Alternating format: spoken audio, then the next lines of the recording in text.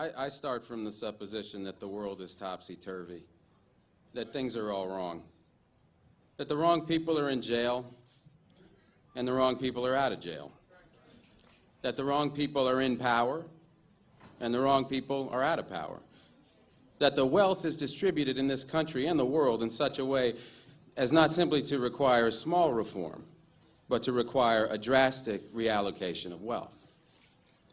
I start from the supposition that we don't have to say too much about this because all we have to do is think about the state of the world today and realize that things are all upside down. Now, if you don't think, if you just listen to TV and read scholarly things, you actually begin to think that things are not so bad, or that just little things are wrong. But you have to get a little detached and then come back and look at the world, and you are horrified. So we have to start from that supposition that things are really topsy-turvy. And our topic is topsy-turvy, civil disobedience. Now, as soon as you say the topic is civil disobedience, you're saying our problem is civil disobedience. That is not our problem. Our problem is civil obedience.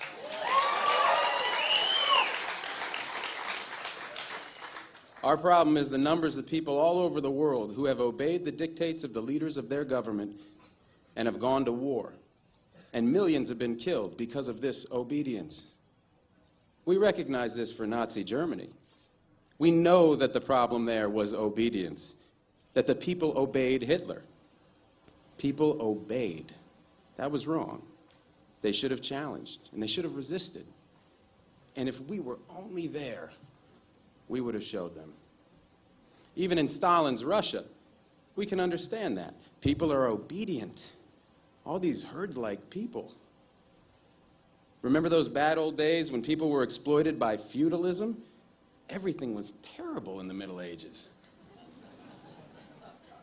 But now we have Western civilization, the rule of law. The rule of law has regularized and maximized the injustice that existed before the rule of law. That is what the rule of law has done. When in all the nations of the world, the rule of law is the darling of the leaders and the plague of the people, we ought to begin to recognize this. We have to transcend these national boundaries in our thinking. Nixon and Brezhnev have much more in common with one another than we have with Nixon.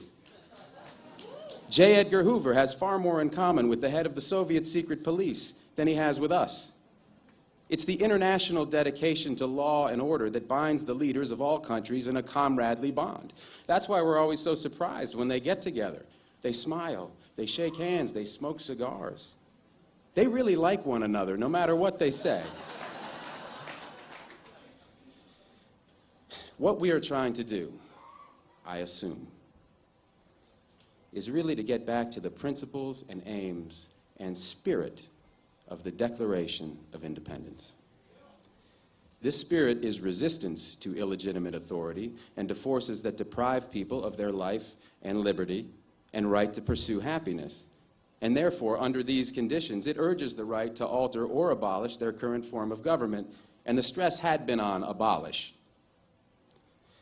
But to establish the principles of the Declaration of Independence, we're going to need to go outside the law, to stop obeying the laws that demand killing or that allocate wealth the way it's been done, or that put people in jail for petty technical offenses and keep other people out of jail for enormous crimes.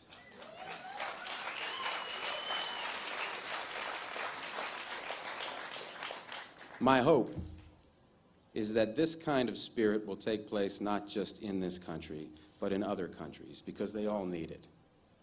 People in all countries need the spirit of disobedience to the state, which is not a metaphysical thing, but a thing of force and wealth. And we need a kind of declaration of interdependence among people in all countries of the world who are striving for the same thing.